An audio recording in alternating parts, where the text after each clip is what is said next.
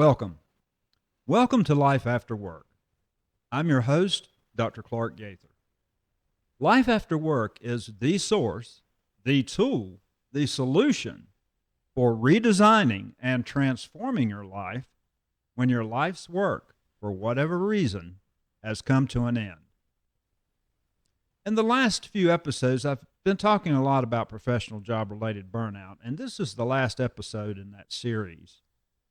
I've gone over the hallmarks or symptoms of job-related burnout, as well as the underlying drivers or causes of job-related burnout. Right now, I'd like to discuss the main differences between stress and job burnout. The two are completely different, and the approach to them should be different.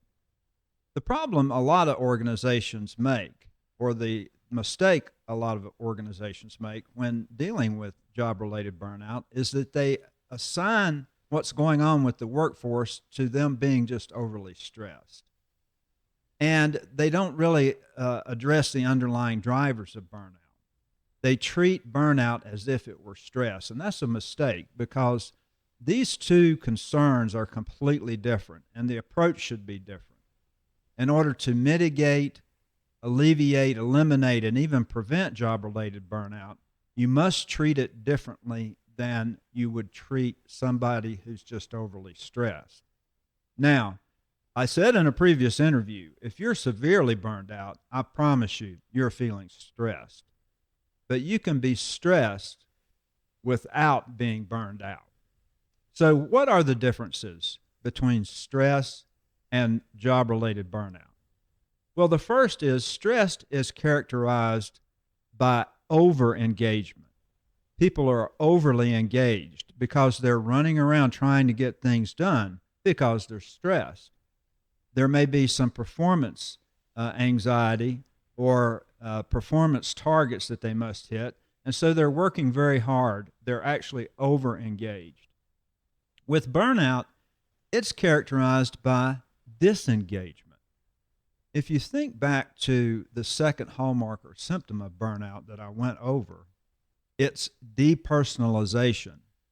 And that's when an individual not only becomes cynical, but they detach, they disengage from not only those that they serve, but they disengage from what they do. They no longer feel that sense of connection for the people that they serve or the job that they once felt connected to.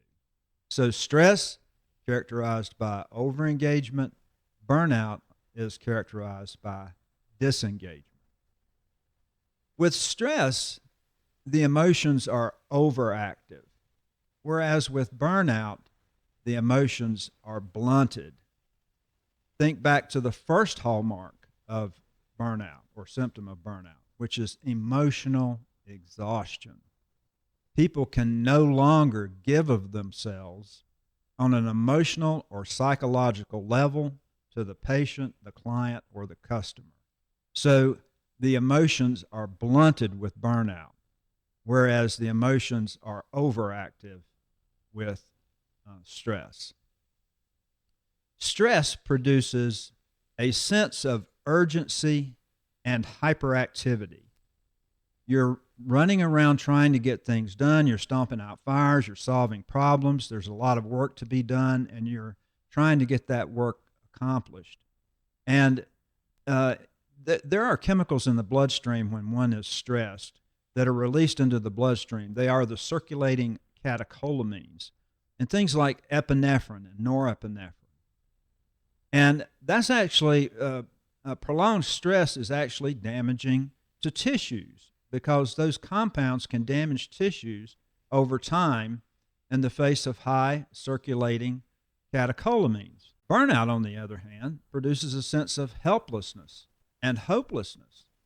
Now, what are those two symptoms of? If I said someone feels hopeless and helpless, you would think they are depressed. Hopelessness and helplessness are two cardinal symptoms of depression. So whereas stress produces urgency and hyperactivity, burnout produces a sense of hopelessness and helplessness. Stress leads to a loss of energy. Whenever you're working hard for a long period of time, eventually you start wearing out. You lose your energy, not only physically but maybe even mentally. You lose your energy. So stress produces a loss of energy over time. Burnout, on the other hand, leads to a loss of motivation, ideals, and hope. Again, back to the feeling of hopelessness and helplessness. So while stress leads to a loss of energy, burnout leads to a loss of motivation, ideals, and hope. Stress can lead to anxiety disorders. Burnout, on the other hand, can lead to symptoms of depression and even suicidality because, again, the emotions are blunted. With stress, the damage is primarily physical. When someone is stressed, especially for a prolonged period of time, it's actually damaging to tissues because when you're stressed, organs in your body will release catecholamines. And high circulating levels of catecholamines over time, like epinephrine and norepinephrine, can actually damage tissues. Burnout, on the other hand, the damage is primarily emotional. Again, that number one symptom, emotional exhaustion, and the sense of hopelessness and helplessness that burnout can cause. So while stress, the damage is primarily physical, with burnout, the damage is primarily emotional. Another important difference between stress and burnout is that stress can kill you prematurely because, again, of those high circulating levels of catecholamines, which are damaging the tissues. But burnout, on the other hand, can make life seem it's no longer worth living. Folks who are burned out in the workplace can put their head down and grind away for decades even at a job they hate, working with people they don't like. They can do it, but they will end up bitter and angry and resentful. And they feel cheated somehow that life has not given them what they think they deserve. So while stress may kill you prematurely, burnout makes life seem like it's not really worth living. Stress is more easily identified and treated usually, but some portion of people who are treated for stress are actually suffering from professional job-related burnout. Stress is usually more easily identified and treated, but some good portion of people who are being treated for stress are actually suffering from professional job-related burnout. And if their symptoms are treated mainly as stress, then they actually will not experience that much improvement in their symptoms.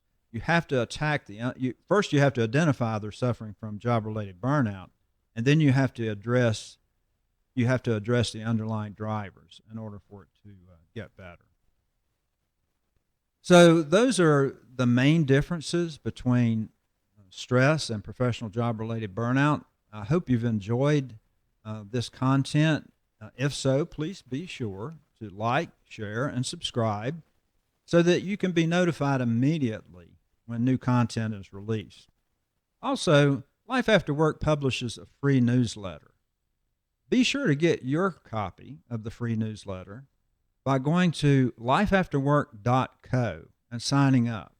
That's lifeafterwork.co, and there's a link in the description box below. Or email us. There's an email address in the description box below if you have an idea for a topic that you would like me to address. Also, hang around to the very end of this video where you might catch a blooper or two. Until next time.